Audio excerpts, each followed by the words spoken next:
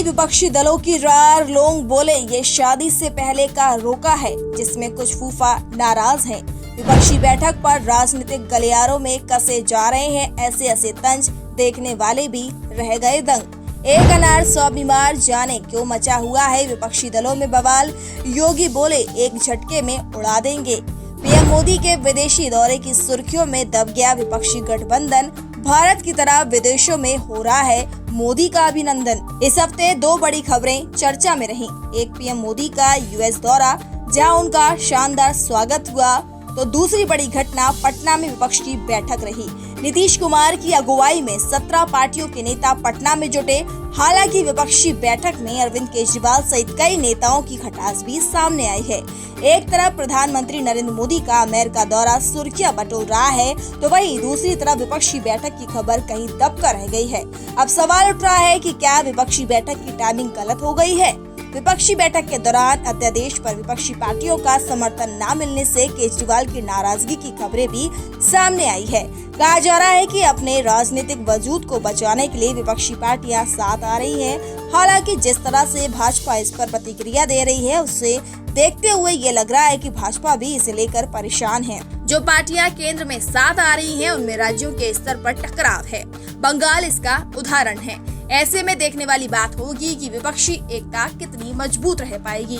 प्रधानमंत्री नरेंद्र मोदी की लोकप्रियता इतनी ज्यादा है कि वह जहां भी होते हैं तो मीडिया में उन्हें प्राथमिकता ही मिलती है।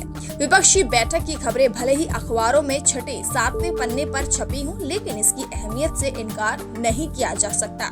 सभी पार्टियां साथ आई हैं और ये संदेश दिया है कि वह एक साथ हैं और 2024 का लोकसभा चुनाव साथ लड़ेंगी। पीएम मोदी के दौरे में उनके शानदार स्वागत की बातें हो रही हैं, लेकिन हमें ये नहीं भूलना चाहिए कि जब 1971 के युद्ध के बाद इंदिरा गांधी अमेरिका दौरे पर गई थी, तो तत्कालीन राष्ट्रपति रिचर्ड निक्सन उन्हें रिसीव करने आए थे। अगर इन दलों ने कठिन राह चुनी है तो उसकी वजह विचारधारा की लड़ाई ही है। विपक्षी पार्टियां हमारे देश में लोकतंत्र की नई परिभाषा गढ़ रही हैं। जिस बिहार में बड़े बड़े घोटाले हुए, जो राज्य विकास के मामले में पिछड़े हुए हैं, वहाँ के नेता लोकतंत्र के प्रतीक हो जाते हैं। ममता बनर्जी के राज में लोग मारे जा रहे हैं, वे लोकतंत्र की प्रतीक हो गयी है। प्रधानमंत्री के पीछे करोड़ों लोग खड़े हैं, लेकिन वे अलोकतांत्रिक हो गए हैं। लोकतंत्र तो वह है जहां आम आदमी के नेताओं तक, प्रशासन तक सीधी पहुंच हो, लेकिन इसकी कोई मुहिम नहीं चल रही है। विपक्ष अगर सच में लोकतंत्र के लिए लड़ रहा होता तो लोग उनके समर्थन में होते।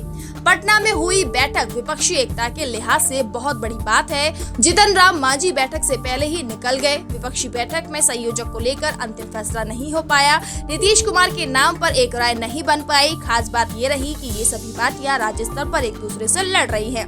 पीएम मोदी के अमेरिका दौरे की बात करें तो पहले दुनिया जो तय करती थी, उसमें भारत की भूमिका बहुत ज्यादा नहीं थी।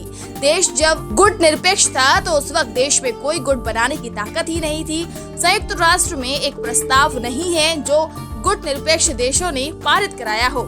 रिचर्ड निक्सन ने इंदिरा गांधी को 45 मिनट तक इंतजार कराया था। 45 मिनट निक्सन कुछ नहीं कर रहे थे, लेकिन इंदिरा को इंतजार करना पड़ा। ऐसे में आज की तुलना उस वक्त से कैसे की जा सकती है। आज रूस और अमेरिका से हमारे संबंध अच्छे हैं। आज इजराइल के साथ हमारे कई अहम समझौते हैं। न सिर्फ इजराइल, हर देश भारत के साथ समझौते करना चाहते हैं। पीएम मोदी के अमेरिका दौरे में हुए सौदों में टेक्नोलॉजी ट्रांसफर के साथ ही को प्रोडक्शन की बात हुई और ये अहम है। Bureau report TNF today.